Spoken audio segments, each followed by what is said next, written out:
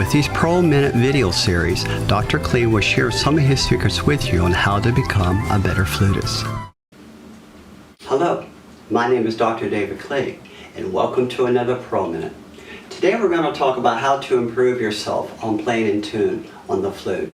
What I do with all my students, I have them make something called an intonation chart. And what that is, I'm going to put it on the screen in a moment for you. That's a chart where all the notes on your flute are put in a single column from the lowest to the highest. And then I have 3 columns where it says flat, in tune, and then the third column is sharp.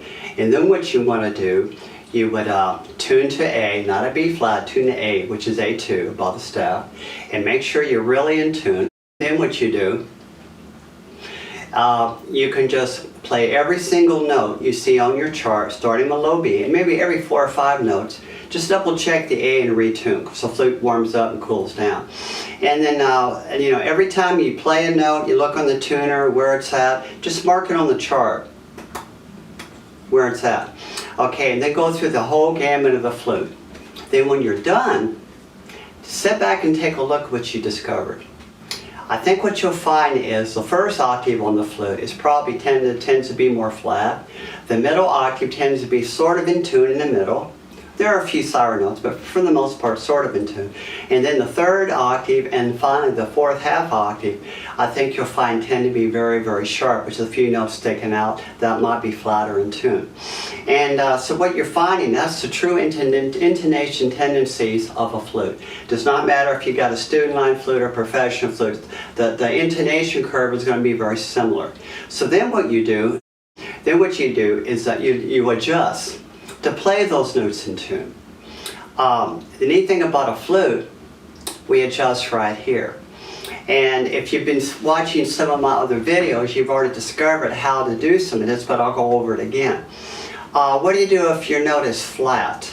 Well, believe it or not, if you take the sides of your lips and pull them back, watch my mustache, you're actually changing the air angle coming out of your mouth, and by changing the air angle you can sharpen the pitch. So let's say, for instance, I'll play a B flat. Now what I'll do, I'll pull the lips back as I play it.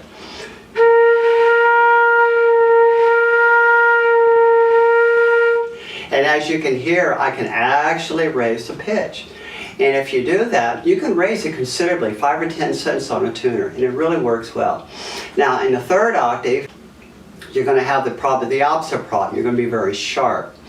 So what you can do there, you want to lower the pitch. Now, how do we lower a pitch on a flute?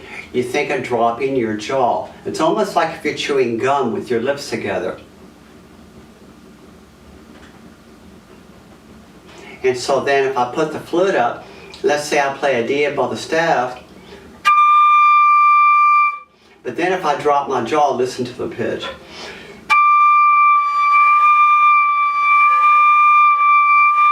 So I have the potential to actually flatten the pitch. So in review here, when you're flat, you can pull the lips back and tighten up and raise your pitch. If you're sharp, you can drop your jaw and relax the embouchure a little bit, and the pitch will come down. And you need to try this. I think you'll find out it really helps well. You learn it, you memorize it, and then when you look at a piece of music, you know, oh, that note's 10 cents sharp, or that note's a little flat. And you know automatically how to adjust. And this is what a professional flutist does. They know the flute, they know what's sharp and flat, and they just automatically adjust. So you'll have to give this a try, and I think you'll be pleasantly surprised. This is Dr. David Klee. Thank you.